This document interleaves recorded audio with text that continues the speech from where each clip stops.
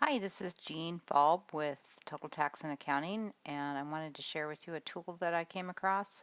I was watching a fellow QuickBooks accountant, and he was interviewing this CPA who created Halon Tax and also this page.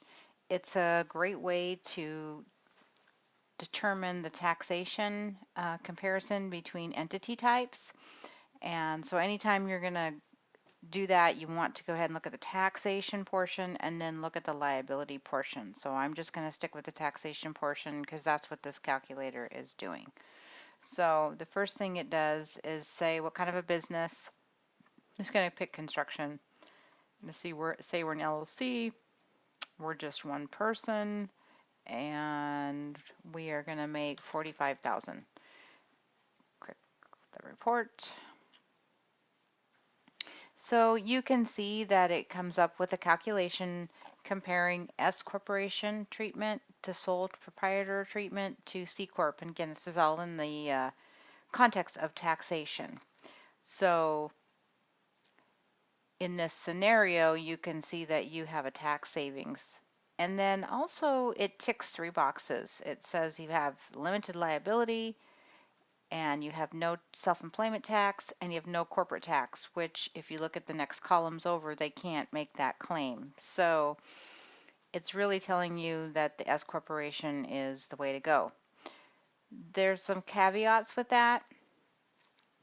If you have an S corp, then you need to file a separate return for your business. And that's good and that's bad. It's good because now it isolates your performance of your business. You can quickly see if you're making money or not, make changes to the way you operate. You can use those financial information to apply for financing. And again, you're going to have to do your own, an additional tax return. So those are the good sides.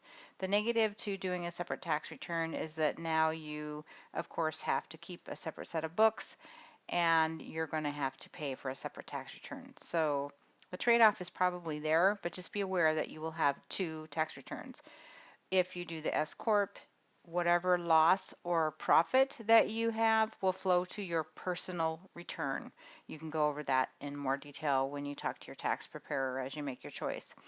So also, it's beautiful if you're already an LLC, you can ask for this tax treatment without really doing anything other than filing a Form 2553 with the IRS. If you need help with that, please contact me and I can help you with that project. So the other thing about an S Corp is you need to take a wage if you provide services for your corporation, and of course you would because it's your business.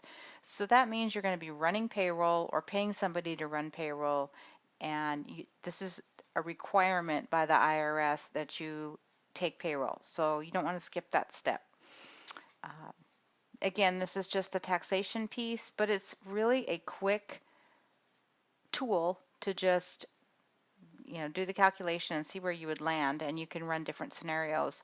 If you look in the upper left-hand corner, you'll see the web address so that you can go ahead and go there and do this yourself.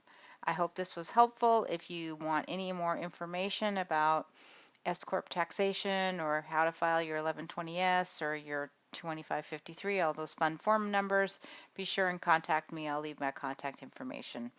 Thanks for joining.